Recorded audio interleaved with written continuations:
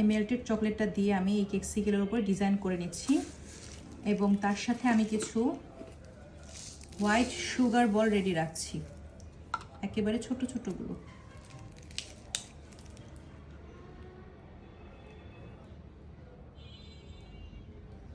এভাবে দিয়ে দেওয়ার সাথে সাথেই সুগার বলগুলোকে দিব, না হলে এগুলো অ্যাটাচ হবে না, জমে যাবে সাথে সাথে।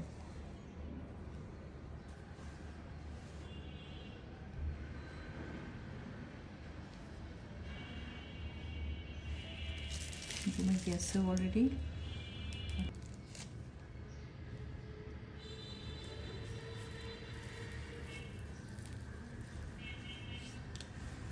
এভাবে করে ঢেলে দিয়ে এক্সেসগুলোকে এরকম ঝেড়ে ফেলে দেব। বাস করে নিচ্ছি।